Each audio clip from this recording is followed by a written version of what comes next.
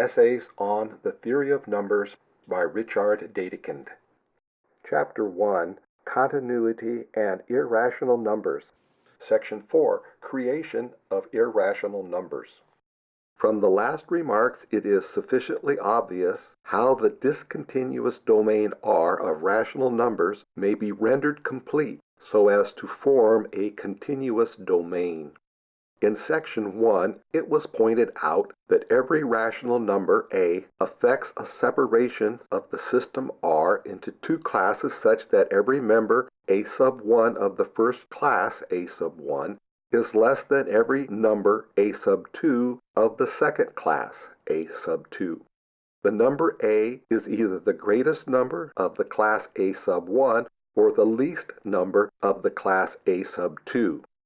If now any separation of the system R into two classes A sub 1 and A sub 2 is given which possesses only this characteristic property, that every number A sub 1 in A sub 1 is less than every number A sub 2 in A sub 2, then for brevity we shall call such a separation a cut and designate it by A sub 1, A sub 2. And we can say that every rational number A produces one cut, or strictly speaking, two cuts, which, however, we shall not look upon as essentially different. This cut possesses, besides, the property that either among the numbers of the first class there exists a greatest, or among the numbers of the second class a least number. And conversely, if a cut possesses this property, then it is produced by this greatest or least rational number. But it is easy to show that there exist infinitely many cuts not produced by rational numbers. The following example suggests itself most readily. Let d be a positive integer, but not the square of an integer. Then there exists a positive integer lambda such that lambda is less than d, which is less than the quantity lambda plus 1 squared. If we assign to the second class A sub 2 every positive rational number A sub 2 whose square is greater than d, to the first class A sub 1 all other rational numbers A sub 1. This separation forms a cut A sub 1, A sub 2, i.e. every number A sub 1 is less than every number A sub 2. For if A sub 1 is equal to 0 or is negative, then on that ground A sub 1 is less than every number A sub 2 because, by definition, this last is positive. If A sub 1 is positive, then its square is less than equal to d, and hence A sub 1 is less than any positive number A sub 2 whose square is greater than d. But this cut is produced by no rational number. To demonstrate this, it must be shown, first of all, that there exists no rational number whose square is equal to d. Although this is known from the first elements of the theory of numbers, still the following indirect proof may find place here.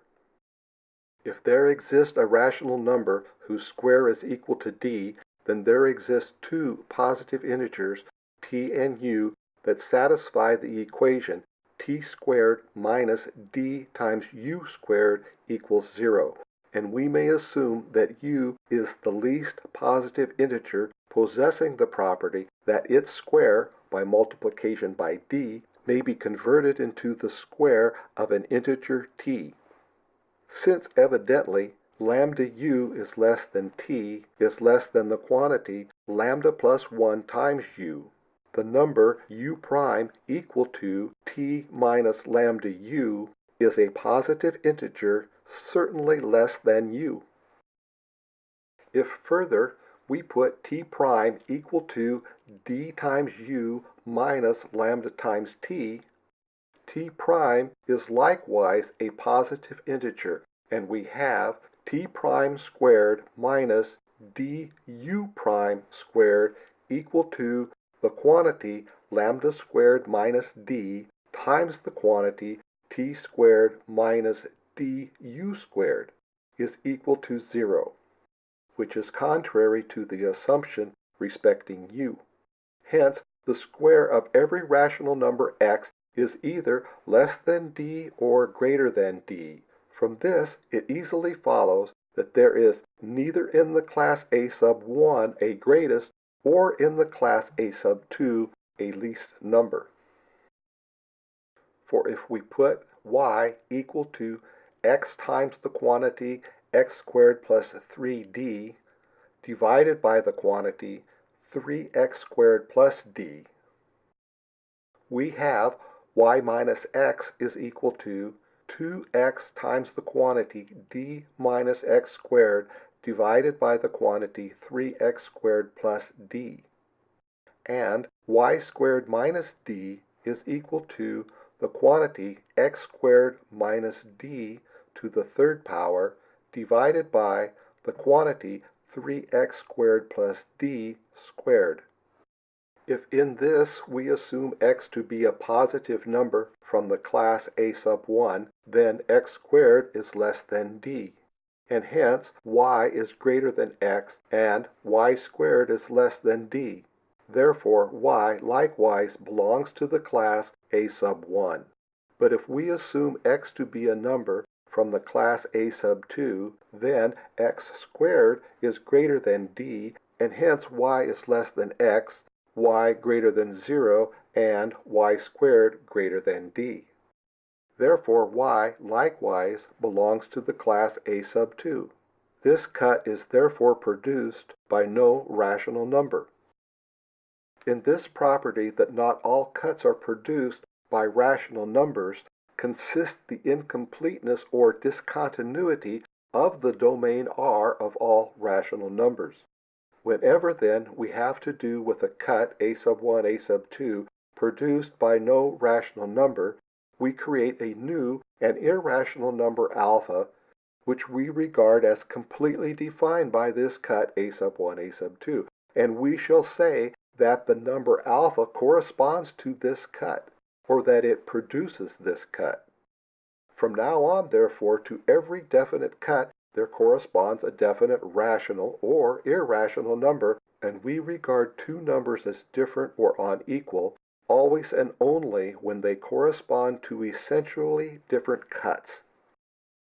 In order to obtain a basis for the orderly arrangement of all real, i.e. all rational and irrational numbers, we must investigate the relation between any two cuts, A sub 1, A sub 2, and B sub 1, B sub 2, produced by any two numbers alpha and beta. Obviously, a cut A sub 1, A sub 2 is given completely when one of the two classes, e.g. the first A sub 1 is known, because the second A sub 2 consists of all rational numbers not contained in A sub 1, and the characteristic property of such a first class lies in this, that if the number A sub 1 is contained in it, it also contains all numbers less than A sub 1. If now we compare two such first classes, A sub 1, B sub 1, with each other, it may happen, 1. That they are perfectly identical, i.e. that every number contained in A sub 1 is also contained in B sub 1, and that every number contained in B sub 1 is also contained in A sub 1. In this case, A sub 2 is necessarily identical with B sub 2, and the two cuts are perfectly identical, which we denote in symbols as alpha is equal to beta or beta is equal to alpha. But if the two classes A sub 1, B sub 1 are not identical, then there exists in the one, e.g. in A sub 1, a number A prime sub 1 equal to B prime sub 2 not contained in the other B sub 1, and consequently found in B sub 2. Hence, all numbers B prime sub 1 contained in B sub 1 are certainly less than this number A prime sub 1 equal to B prime sub 2, and therefore all numbers B prime sub 1 are contained in A sub 1. 2. If now this number A prime sub 1 is the only one in A sub 1 that is not contained in B sub 1, then is every other number A sub 1 contained in A sub 1 also contained in B sub 1, and is consequently less than A prime sub 1.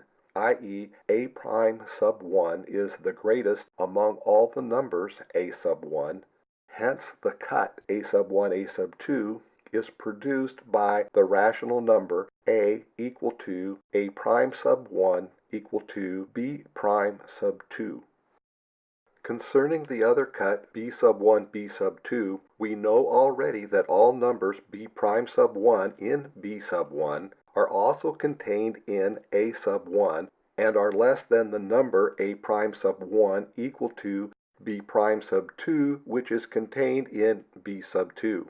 Every other number b sub 2 contained in b sub 2 must, however, be greater than b prime sub 2, for otherwise it would be less than a prime sub 1, therefore contained in a sub 1 and hence in b sub 1. Hence b prime sub 2 is the least among all the numbers contained in b sub 2, and consequently the cut b sub 1, b sub 2 is produced by the same rational number beta equal to b prime sub 2 equal to a prime sub 1 equal to alpha. The two cuts then are only unessentially different. 3. If, however, there exist in a sub 1 at least two different numbers, a prime sub 1 equal to b prime sub 2 and a double prime sub 1 equal to b double prime sub 2, which are not contained in b sub 1, then there exist infinitely many of them, because all the infinitely many numbers lying between a prime sub 1 and a double prime sub 1 are obviously contained in a sub 1, see sections 1 and 2, but not in b sub 2. In this case, we say that the numbers alpha and beta corresponding to these two essentially different cuts, a sub 1, a sub 2, and b sub 1, b sub 2, are different, and further that alpha is greater than beta, that beta is less than alpha, which we express in symbols by alpha greater than beta as well as beta less than alpha. It is to be noticed that this definition coincides completely with the one given earlier, when alpha and beta are rational. The remaining possible cases are these. 4. If there exists in b sub 1, one and only one number, b prime sub 1 equal to a prime sub 2, that is not contained in a sub 1, then the two cuts a sub 1, a sub 2, and b sub 1, b sub 2 are only unessentially different, and they are produced by one and the same rational number, alpha equal to a prime sub 2 equal to b prime sub 1 equal to beta. 5. But if there are in b sub 1 at least two numbers which are not contained in a sub 1, then beta is greater than alpha and alpha is less than beta. As this exhausts the possible cases, it follows that of the two different numbers, one is necessarily the greater, the other the less, which gives two possibilities. A third case is impossible. This was indeed involved in the use of the comparative, greater or less, to designate the relation between alpha and beta. But this use has only now been justified. In just such investigations, one needs to exercise the greatest care, so that even with the best intention to be honest, he shall not, through a hasty choice of expressions borrowed from other notions already developed, allow himself to be led into the use of inadmissible transfers from one domain to the other.